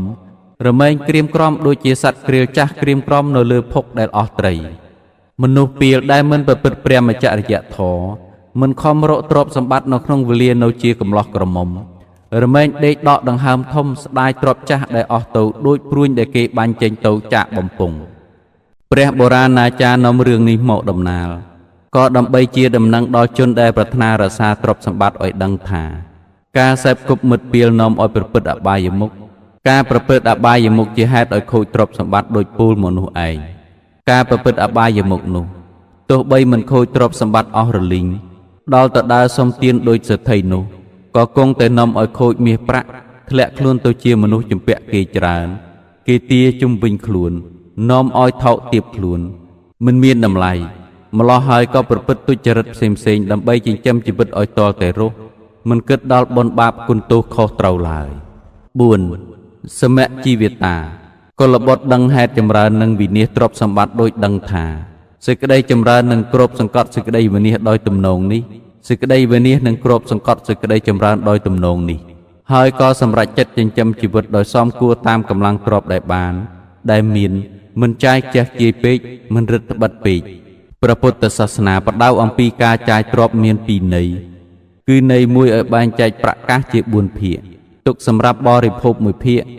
ចំណាយជាដើមទុនប្រកបរកស៊ី1ភាគទុកឲ្យនៅទំនេរសម្រាប់ការពារអន្តរាយ1ភាគរួមជា4ភាគន័យមួយទៀតឲ្យបែងចែកប្រកាសជា4ភាគដែរតែក្នុងភាគមួយស្មើគ្នាមិនឲ្យច្រើនម្ខាងហើយចាយនៅក្នុងភាគ4នោះឲ្យផលប្រយោជន៍ទាំងជាតិនេះនិងជាតិខាងមុខ1ភាគដោះបំណុលចាស់2 1ភាគបុលបំណុលថ្មី3 1ភាគបោះទៅក្នុងជ្រោះជ្រៅ4 1ភាគកប់ទុកជាកំណប់ព្រេងការចែកចាយទ្រព្យសម្បត្តិជា4ចំណែកដូចបានពិពណ៌នាមកនេះហៅថាសមជីវតា ការចិញ្ចឹមជីវិតសមចិញ្ចឹមជីវិតស្មាសម្បារាយិកដ្ឋៈប្រយោជន៍ជូនទៅកាន់លោកខាងមុខជនដែលត្រូវការដោយសេចក្តីសុខនៅក្នុងលោកទាំងពីរគឺលោកនេះនិងលោកខាងមុខកាលបើស្វែងរកប្រយោជន៍នៅក្នុងលោកនេះបានសមដោយសេចក្តីប្រាថ្នាហើយគួរស្វែងរកប្រយោជន៍នៅក្នុងលោកខាងមុខទៀតធម៌ដែលឲ្យប្រយោជន៍នៅក្នុងលោកខាងមុខមាន4យ៉ាងគឺ 1. សទ្ធាសម្បទា ការបរិបូរដោយសទ្ធា 2. សីលសម្បទា ការបរិបូរដោយសិល 3. ចាកៈសម្បទា បរិបូរដោយការបរិច្ចាគ 4. បញ្ញាសម្បទា ការបរិបូរដោយបញ្ញា ក សទ្ធាសម្បទាកុលបុត្រជាអ្នកមានសទ្ធាជឿការត្រាស់ដឹងរបស់ព្រះតថាគតថាព្រះដ៏មានព្រះភិក្ខអង្គនោះទ្រង់ឆ្ងាយចាកសេចក្តីសោមងគ្រប់យ៉ាងទ្រង់ត្រាស់ដឹងនៅញយធម៌ទាំងពួងដោយប្រពៃចំពោះព្រះអង្គទ្រង់បរិបូរដោយវិជ្ជានិងក្រឹតដែលគួរប្រព្រឹត្តទ្រង់មានព្រះដំណើរល្អយាងទៅកាន់ព្រះនិព្វានទ្រង់ជ្រាបច្បាស់នៅត្រៃលោក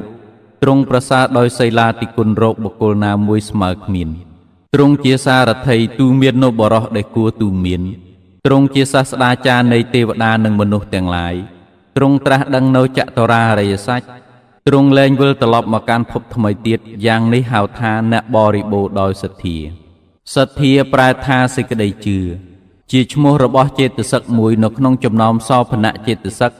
គឺចេតសិកខាងដែលល្អល្អជាប្រមុខនៃចេតសិកទាំងពួង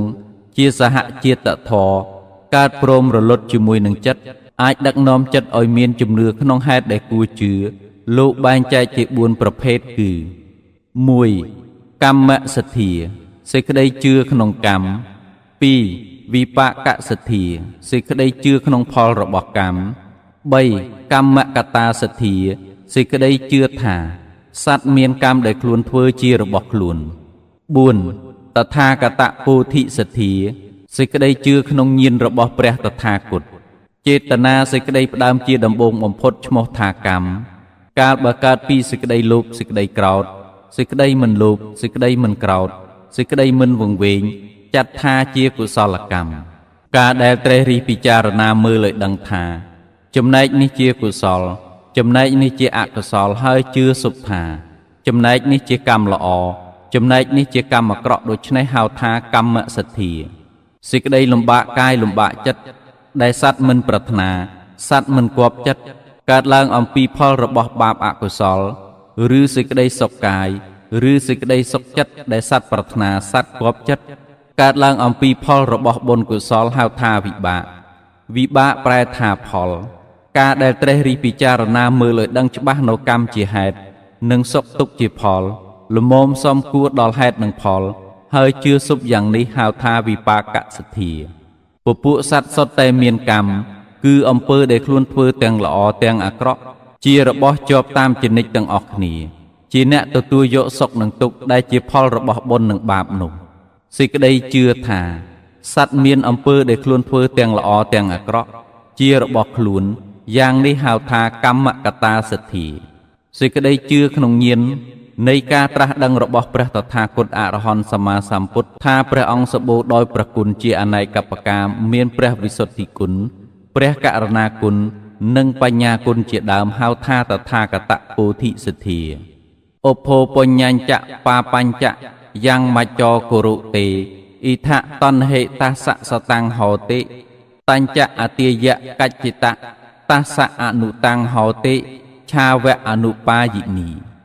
មនុស្សសត្វបានធ្វើកម្មឯណាទាំងពីរប្រការនៅក្នុងលោកនេះទោះជាបុណ្យក្តីជាបាបក្តីកម្មទាំងពីរប្រការនេះជារបស់គេរមែងកាន់យកនៅកម្មនោះនៅក្នុងលោកខាងមុខកម្មនោះរមែងជាប់ប្រកិតតាមគេទៅដូចស្រមោលអន្ទូលតាមប្រាណពុទ្ធភាសិតមួយកន្លែងទៀតបញ្ជាក់ថាអ្នកហេធម្មោអធម្មោចៈឧភោសមវិបាកិណោអធម្មោនិរិយ៉ាងនេតិធម្មោបាបេតិសុគតੰសភាពពីរប្រការគឺកុសលធម៌មួយអកុសលធម៌មួយឲ្យផលមិនស្មើគ្នាអកុសលតែងនាំសត្វទៅកាន់នរកកុសលធម៌តែងនាំសត្វទៅកើតនៅក្នុងឋានសួគ៌សម្ដែងមកនេះដើម្បីបញ្ជាក់អំពីវិបាករបស់កម្មឲ្យច្បាស់លាស់ក្នុងប្រសូតមានសម្ដែងរឿងមួយថា កាលព្រះសម្មាសម្ពុទ្ធជាបរមគ្រូគង់នៅក្នុងវត្តចេតពុនជិតក្រុងសាវត្ថីមានមាណពម្នាក់ឈ្មោះសុភមាណពជាបុត្រតតេយព្រាហ្មណ៍ចូលទៅក្រាបបង្គំទូលសួរព្រះអង្គថាបបពិតព្រះគោដំដ៏ចម្រើនហេតុបច្ច័យដូចម្ដេចដែលនាំឲ្យមនុស្សថោកទាបនឹងខ្ពង់ពោះខុសគ្នាគឺមនុស្សពួកខ្លះមានអាយុខ្លីមនុស្សពួកខ្លះមានអាយុវែងមនុស្សពួកខ្លះមានរោគតិចមនុស្សពួកខ្លះមានរោគច្រើនមនុស្សពួកខ្លះមានរូបអាក្រក់មនុស្សពួកខ្លះមានរូបល្អមនុស្សពួកខ្លះមានយស័ក្តិមនុស្សពួកខ្លះឥតមានយស័ក្តិមនុស្សពួកខ្លះមានភោគៈសម្បត្តិតិចមនុស្សពួកខ្លះមានភោគៈសម្បត្តិច្រើនពួកខ្លះមានត្រកូលទាបមនុស្សពួកខ្លះមានត្រកូលខ្ពស់មនុស្សពួកខ្លះមានបញ្ញាតិចហើយនឹងពួកខ្លះទៀតមានបញ្ញាច្រើនព្រះអង្គត្រាស់ថាមនាលមាណពសត្វទាំងឡាយមានកម្មជាបុណ្យជាបាបដែលខ្លួនបានធ្វើហើយជាមរតកជាកំណើតជាផៅពងជាគ្រឿងរលឹកព្រោះកម្មនេះជាអ្នកចាត់ចែងចែករំលែកសេចក្តីអាក្រក់ល្អឲ្យពួកសត្វតាមសងគួរដល់ចេតនាដែលសត្វផ្ដើមធ្វើបានជាពពួកសត្វមានសភាពថោកទាបនឹងខ្ពង់ពោះខុសគ្នាគឺបុគ្គលណាសម្លាប់សត្វបុគ្គលនោះរមែងធ្លាក់ទៅកើតនៅក្នុងអបាយគឺនរកប្រែតអសុរកាយដេរិឆានបើមិនដូច្នោះរមែងកើតមកជាមនុស្សអាយុខ្លីបុគ្គលណាវាចាកការសម្លាប់គេ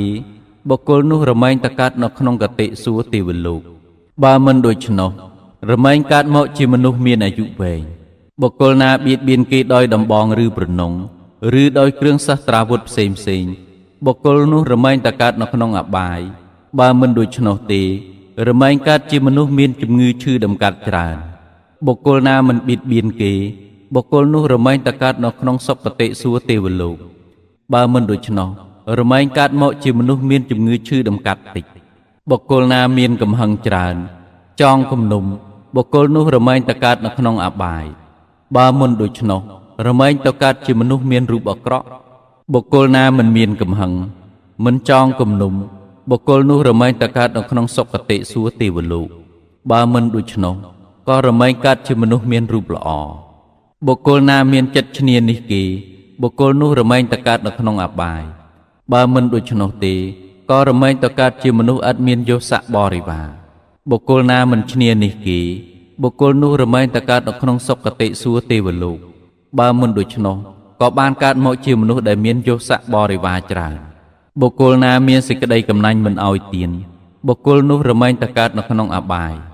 បើមិនដូច្នោះរមែងកើតជាមនុស្សមានភោគៈសម្បត្តិតិចបុគ្គលណាលះបង់សេចក្តីកំណាញ់ឲ្យទានបុគ្គលនោះរមែងទៅកើតនៅក្នុងសុគតិសួគ៌ទេវលោក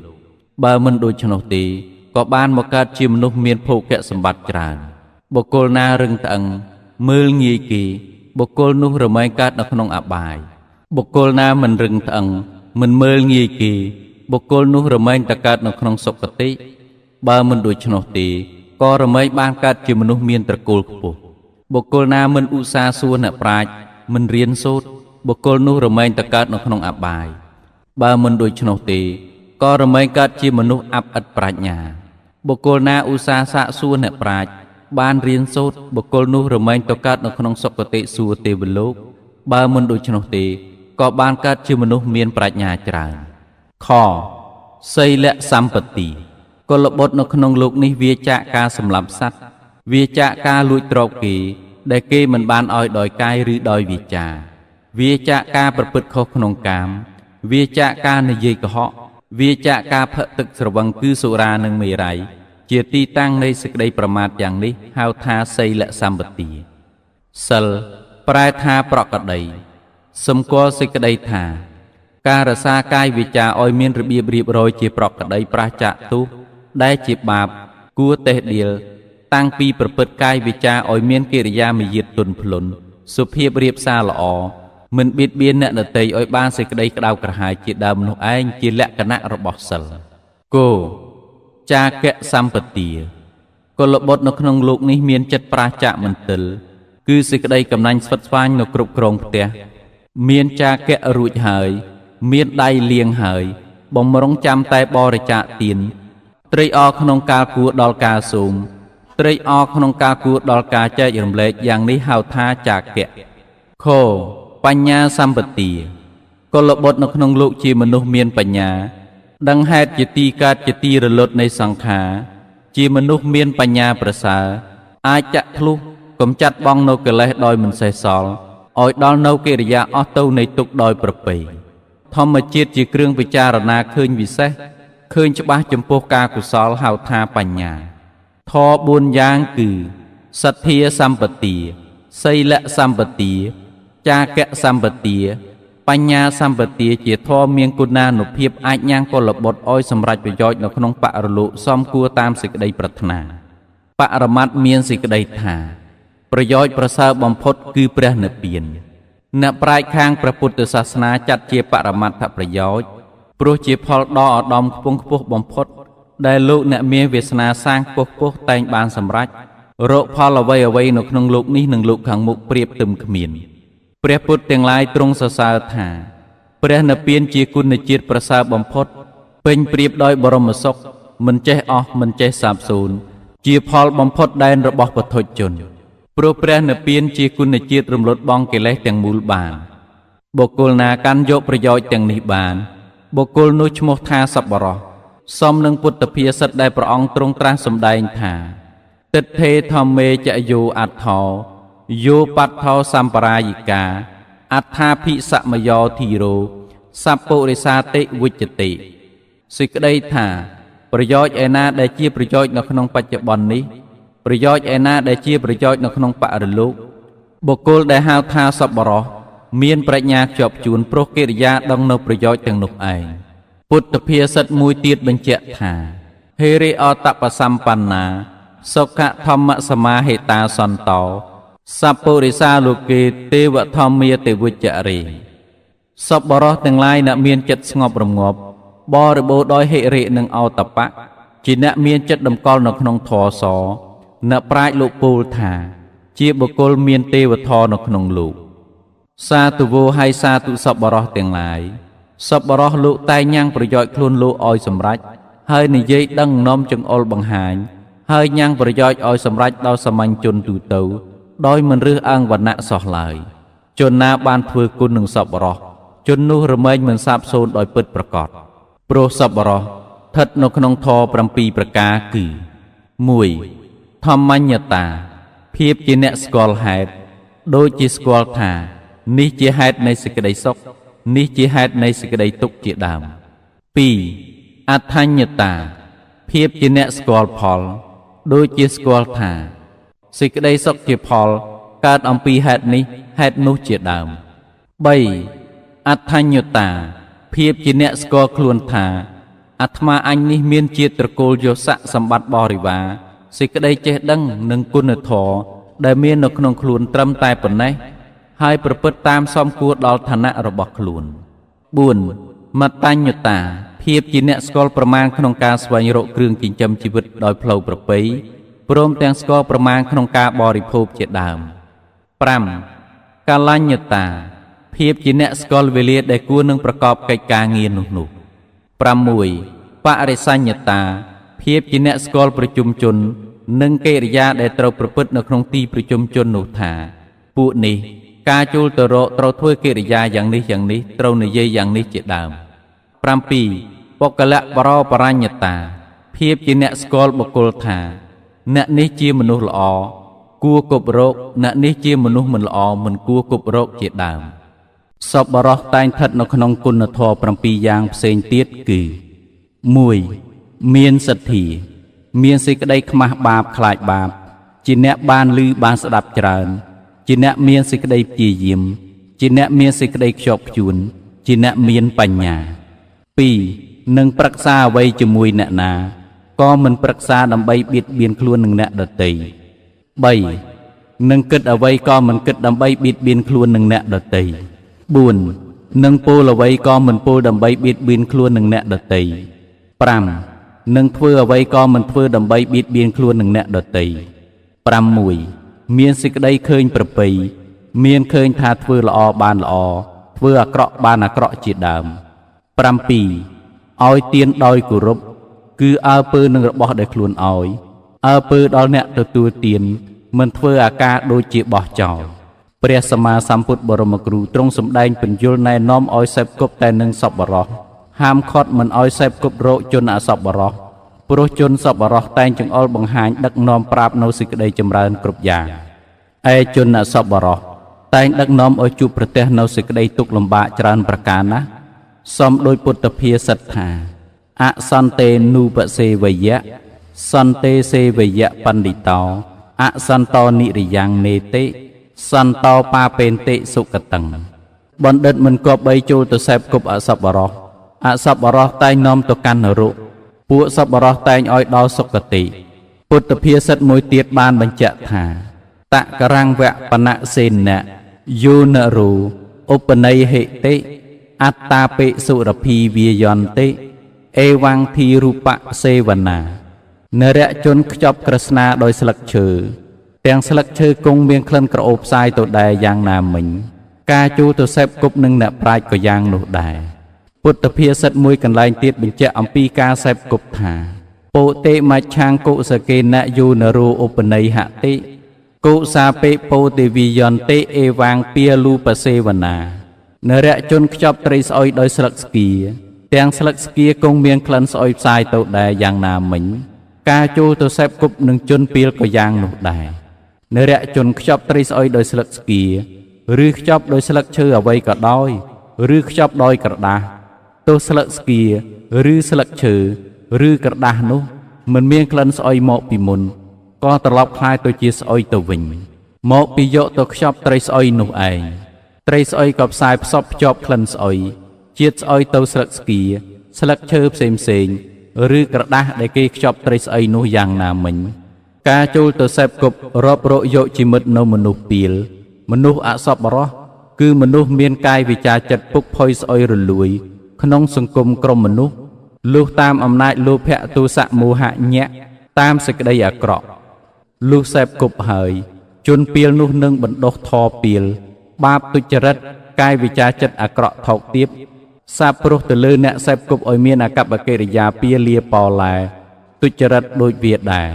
គឺទៅជាស្អុយពុករលួយដោយទុច្ចរិតអយុត្តិធម៌បាបធម៌អមនុស្សធម៌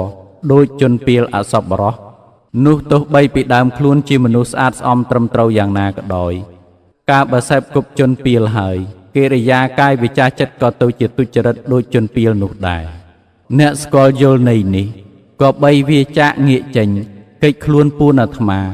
គឺថាមិនត្រូវសេពគប់ជនពីលនោះឲ្យសោះបើមិនដូច្នោះទេមុខជាប្រឡាក់ក្លិនស្អុយដូចជាជនពីលទៅជាជនពីលមិនខានសប្បុរសលោកបរិបូរដោយគុណធម៌ដោយបានពូលមកហើយពីខាងដើមនោះហេតុដូច្នេះសូមពុទ្ធបរិស័ទទាំងឡាយគប្បីសេពគប់តែនឹងលោកអ្នកសប្បុរសទើបបានជួបប្រទះនឹងសេចក្តីសុខចម្រើនគ្រប់ពេលវេលាឥតអខានឡើយហេតុដូច្នេះសូមពុទ្ធបរិស័ទទាំងឡាយគប្បីសេពគប់តែនឹងលោកអ្នកសប្បុរសទើបបានជួបប្រទះនឹងសេចក្តីសុខចម្រើនគ្រប់ពេលវេលាឥតបីអខានឡើយពាក្យថាអសប្បុរសសំដៅយកមនុស្សដែលមានសន្តានចិត្តអាក្រក់អាក្រីអប្រិយសមានសន្តានចិត្តមិនតាំងនៅក្នុងសីលធម៌ជាជនកន្ទឹសឬស្យាស្មូជូជាតិមាយាទមិនថ្លៃថ្នូរជាអ្នកប្រព្រឹត្តអាក្រក់ដោយកាយវិចារចិត្តគ្មានអាណិតអាសូរករណាចំពោះមនុស្សទូទៅជាអ្នកចូលចិត្តប្រព្រឹត្តតែអំពើឥតផលប្រយោជន៍ដែលជាសមុទ្ឋាននាំឲ្យមានសេចក្តីទុក្ខលំបាកចំពោះខ្លួនឯងផងចំពោះជនដទៃផងជាអ្នកកាត់បង់នូវប្រយោជន៍ពីរយ៉ាងគឺប្រយោជន៍លោកនេះនិងលោកខាងមុខអសប្បុរសចូលចិត្តប្រព្រឹត្តនៅអំពើពាលាអាវាសែខុសពីសង្គមដែលការរស់នៅប្រកបដោយសុជីវធម៌ជាមនុស្សថោកទាបលើកដំកើងលើកតម្លៃខ្លួនឯងថាប្រសើរថ្លៃថ្លាខ្ពង់ខ្ពស់ជាងអ្នកដទៃដោយចិត្តជួជំនួខាងការរឹងត្អឹងក្រអឺតក្រអងកំពិតកំប៉ងកងប្រហើនឆ្លើនពើនមើលទៅអ្នកដទៃថាមិនគ្រាន់បើប្រសើរជាងខ្លួនហើយកាត់ចិត្តគិតមើលងាយបន្ទាបបន្ថោកបន្ថយអ្នកដទៃដោយទឹកចិត្តក្តីដោយសម្ដីមើលងាយនិយាយបន្ថោកមានប្រការផ្សេងក្តីហើយឡើងអំនួតអួតដំកើងខ្លួនឯងថាគ្មាននរណាដល់គេក៏បីដឹងនឹងយល់ថាប្រភេទនេះជាមនុស្សអសប្បុរសជនអសប្បុរសមានលក្ខណៈ3យ៉ាងគឺ1ទុក្ខដកម្មការីបើនឹងធ្វើអ្វីធ្វើតែអំពើអាក្រក់សំដៅយកកាយទុច្ចរិត2ទុ ទុញហសិតៈភាសីបើនឹងពូលអ្វីពូលតែវាចាអាក្រក់សំដៅយកវច័យទុច្ចរិត 3. ទុចិនតិតៈចិនតីបើនឹងគិតអ្វីគិតតែផ្លូវអាក្រក់សំដៅយកមនោទុច្ចរិត អសប្បុរស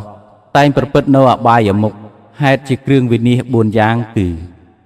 1. អដ្ឋិធុតតោជាអ្នកលេងស្រី 2. សុរាធុតតោជាអ្នកលេងសុរា 3. អខធុតតោជាអ្នកលេងល្បែងភ្នាល់ 3. បាបមិត្តតោជាអ្នកយកមនុស្សអាក្រក់ជាមិត្ត បាបមិត្តតានយោគូការសេពគប់មនុស្សអាក្រក់ជាមិត្តមានទោស6យ៉ាងគឺ ក នាំឲ្យអ្នកលេងល្បែងភ្នាល់ឬល្បែងស៊ីសង ខ នាំឲ្យជាអ្នកលេងស្រី គ នាំឲ្យជាអ្នកបោកប្រាស់គេដោយរបស់คล้ายคล้าย ង នាំឲ្យជាអ្នកបោកប្រាស់គេចំពោះមុខ ច នាំឲ្យជាអ្នកលួចប្លន់ឆក់ដណ្ដើមយកទ្រព្យសម្បត្តិគេ ពុទ្ធបរិស័ទទាំងឡាយធម៌របស់សប្បុរសនិងធម៌របស់អសប្បុរសឆ្ងាយពីគ្នាណាស់ឧបមាដូចមេឃនឹងដីឬដូចត្រីសមុទ្រម្ខាងទៅត្រីសមុទ្រម្ខាងការយកមនុស្សអសប្បុរសជាមិត្តរមែងតែងបានទទួលនៅសេចក្តីទុក្ខលំបាកវេទនាច្រើនប្រការណាស់ដោយប្របាទអាជាតសត្រូវសេពគប់ជាមួយភិក្ខុទេវទត្តទីបំផុតសម្រាប់ប្របាទទុំពិសាជាប្រវោបិតាព្រោះប្រាថ្នាសោយរាជជាស្ដេចនៅក្នុងក្រុងរាជក្រឹសនោះការសេពគប់អសប្បុរសជាហេតុនាំឲ្យមានសេចក្តីវិនិច្ឆ័យដោយបានសម្ដែងមកខាងដើមនេះ